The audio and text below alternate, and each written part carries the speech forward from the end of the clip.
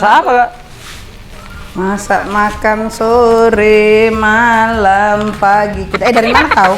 Biasa, Kak, mabar dulu, Kak, mabar. Anak Kurang muda gitu. Jangan biasakan mabar. Kau mau tamat-tamatan kau kan? Kau mau lulus kan? Oh, Jangan iya. jadi main-main game aja kerjamu, nanti nggak konsentrasi lu. Iya, Kak. Jangan menjawab aja kau Biel. Kau tahu? Ketika kau bermain game itu berarti setan menguasai kepalamu. Setan itu menguasai pikiranmu terus. Kenapa? Kita kan kalau main game itu kan nggak berhenti kan? Malas kan? Wah, kalau aku dulu, jangan tanya Biel. Nggak pernah berhenti, tidur enggak. Pas mau pergi kerja, cuma mandi, gamenya stop. Dan selalu terlambat datang ke kantor. Terus sesudah itu tahu ngapain? Nitip absen, nipu lagi.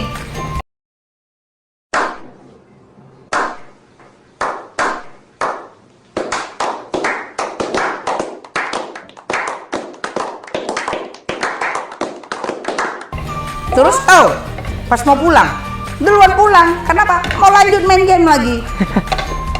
Masa? Rusak kita dibuat game ini. Betul, Kalian masih Kakak. pakai handphone. Kalau zaman aku dulu, yang Sega lah, Nintendo lah, PS sampai sekarang aku masih main tapi udah bertobat. Macam Rusak. betul. Serius aku. Buktinya sekarang. Loh, sekarang aku kan udah baik-baik. Ya, nggak apa-apa. Masa muda itu menikmati. Kalaupun kita tahu salah, pada akhirnya kan kita tahu kita harus tinggalkan itu. Dan satu lagi, kalau cerita bandel deh, wih, jangan tanya bandelku dulu kayak apa. Kalau di TV-TV tuh ada apa? Tawuran. Gue tuh dari SMP udah tawuran, SMA itu udah tawuran. Serius. Lah, kenapa sekarang Kakak jadi pelayan? Sekarang itu jajalan Tuhan. Jadi Tuhan itu juga nggak biarkan kita tersesat. Dan sekarang aku menikmati kok aku pelayanan. Tahu kenapa? Tuhan bisa mengubah hidup kita, Tuhan mengubah hidupku, dan ternyata hatiku jauh lebih damai setelah aku nggak bandel lagi.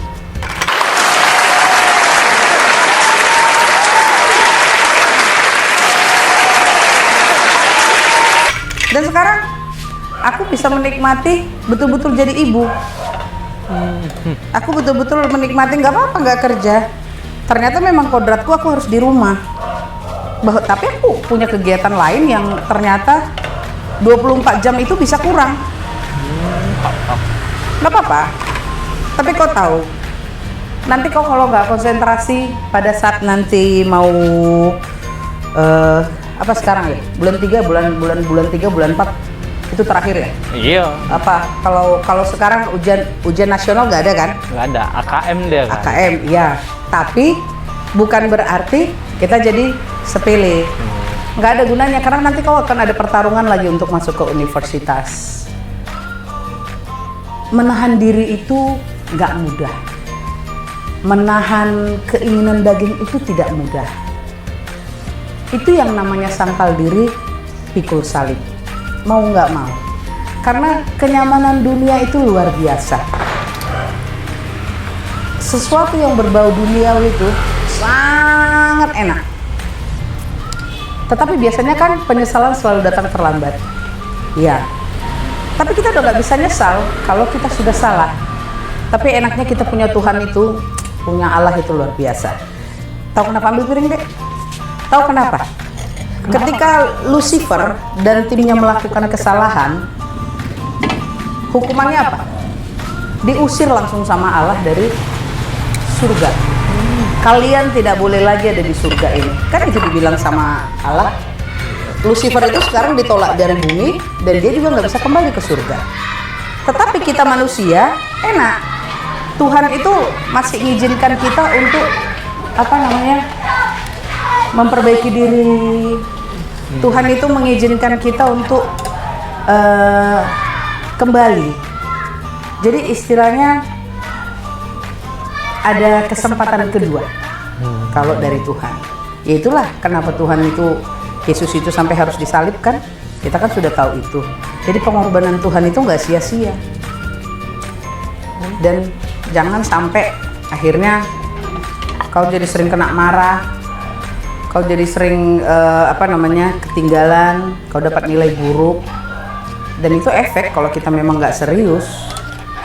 Tuhan kasih kesempatan, pakai. Gak semua orang dapat kesempatan kedua. Aku bersyukur Tuhan pernah mengizinkan aku jadi orang bandel. Aku bersyukur Tuhan pernah mengizinkan aku menjadi orang yang sangat tidak peduli dengan orang lain. Dan aku bersyukur Tuhan juga kasih kesempatan aku untuk berubah selagi aku masih sehat.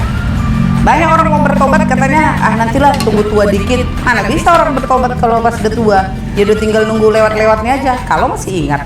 Karena kalau kita mau minta maaf sama Tuhan itu kan harus waktu sadar. Nggak bisa,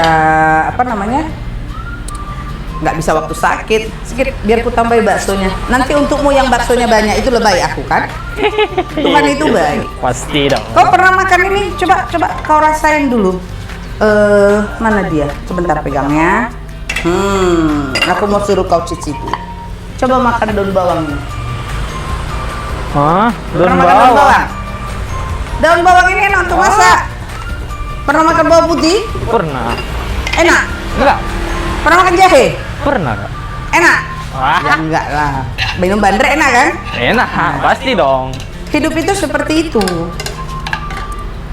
Jahe itu dimakan nggak enak. Kunyit itu dimakan nggak enak. Cabai itu dimakan begitu aja tidak enak. Bahkan gula yang begitu manis dimakan terus-terusan juga nggak enak. Hidup kita itu nggak enak.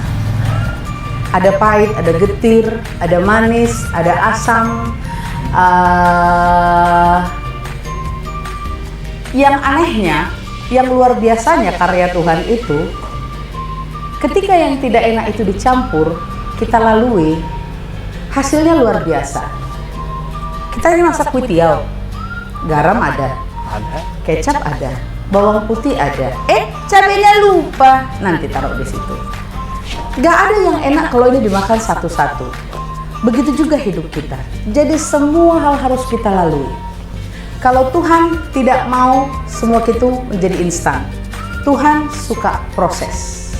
Dengan proses kita ditempah jadi dewasa. Dengan proses kita dibuat jadi matang. Dengan proses kita tahu, oh ini tidak boleh, oh ini boleh. Sama seperti kau. Aku sering lihat kau balap-balapan naik sepeda motor kan? Aku sering lihat kau tidak pakai helm kan? Begitu kau kemarin ditabrak sama becak, apa yang terjadi? Tinggal sakitnya kan? Iya. Iya. Jadi sesudah kita mengalami accident, kita tahu, oh aku harus hati-hati, aku harus pakai helm, aku nggak boleh ngebut-ngebutan. Helm itu harus dipakai, bukan untuk ditangkap supaya jangan tangkap polisi, tapi supaya melindungi kita. Kalau ada accident, kepala jangan terantuk. Kita juga kenapa harus sekarang pakai masker?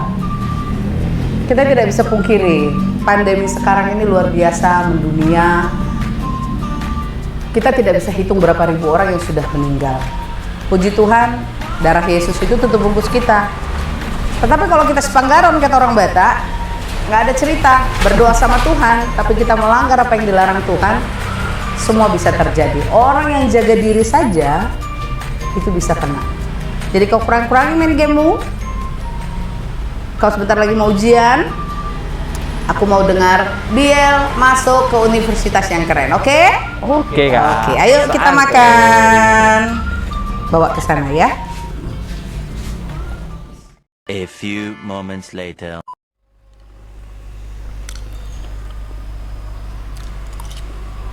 Jadi Biel, kondisi sekarang kita tuh nggak bisa cuek sama hidup. Kita nggak jadi manusia, kita nggak jadi orang. Kalau kita nggak peduli sama diri kita nggak bisa ngapa-ngapain.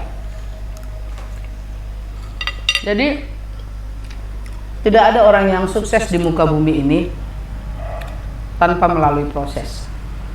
Lebih enak kalau prosesnya itu di jalan Tuhan. Kita ingat kalau Tuhan itu bilang dalam 1 Korintus 14 ayat 20, saudara-saudara, janganlah sama seperti anak-anak dalam pemikiranmu. Jadilah anak-anak dalam kejahatan, tetapi orang dewasa dalam pemikiranmu. Artinya itu begini, jahatnya anak-anak itu bisa dimaklumi.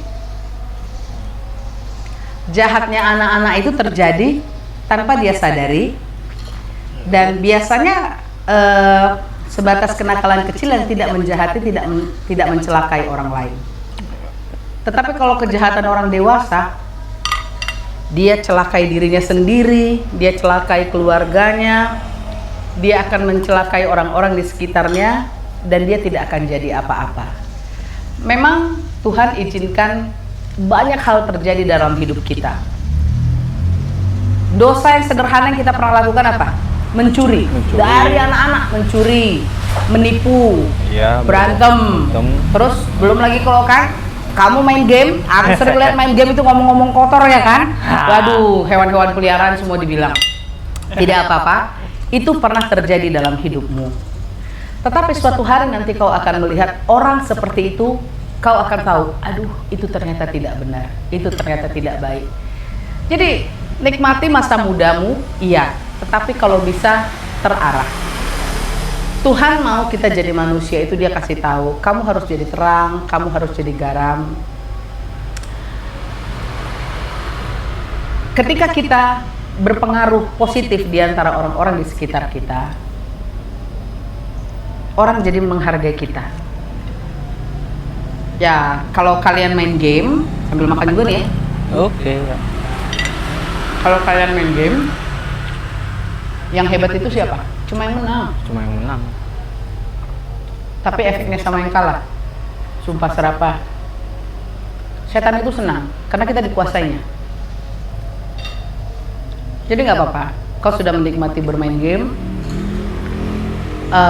Pelan-pelan lah mulai mengambil sikap. Hidup itu pilihan. Itu jelas.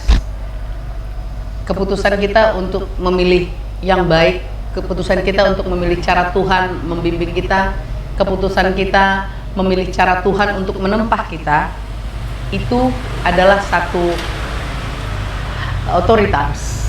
Otoritas itu terserah kita. Kita mau lakukan atau tidak. Keputusannya di tangan kita.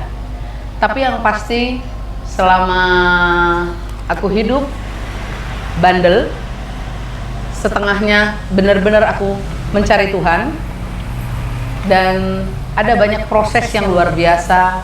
Aku menikah, aku punya anak, aku yang tadinya bisa bekerja traveling kemana-mana, pada akhirnya aku yang memutuskan untuk menjadi benar-benar ibu rumah tangga, menjadi seorang istri, justru membuat aku mengerti kenapa Tuhan mengizinkan aku seperti itu dulu, dan kenapa Tuhan memanggilku untuk menjadi seperti ini sekarang.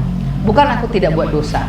Dosaku banyak, aku sering merepet sama anakku, aku sering merepet kalau tiba-tiba uang belanjaku habis. Aku ada aja lah namanya, kita pasti buat dosa, kita nggak lepas dari dosa. Tetapi ketika kita melakukan kesalahan itu, karena kita sudah kenal Tuhan, kita nyesal. Tuhan, aduh aku tadi marah. Tuhan, aduh aku tadi ngelanggar lampu merah. Aduh Tuhan, tadi aku bertengkar sama tukang parkir. Kalau cuma Rp2.000 ya. Tapi itu pemicu. Tapi belakangan hari kita bisa mengkontrol diri. Sama seperti Biel. Kamu kalau harus mau jadi orang, harus andalkan Tuhan. Tuhan mau hidup kita teratur. Tuhan mau hidup kita itu benar-benar terarah. Tuhan nggak mau kita tersesat. Memang kita kadang lupa diri. Kita pikir itu nggak apa-apa, padahal sebenarnya kita sudah tersesat. Kita sering nggak sadar bahwa yang kita lakukan itu sebenarnya sudah membuat kita lari dari jalannya Tuhan. Tapi itu dia, kembali ke masalah proses.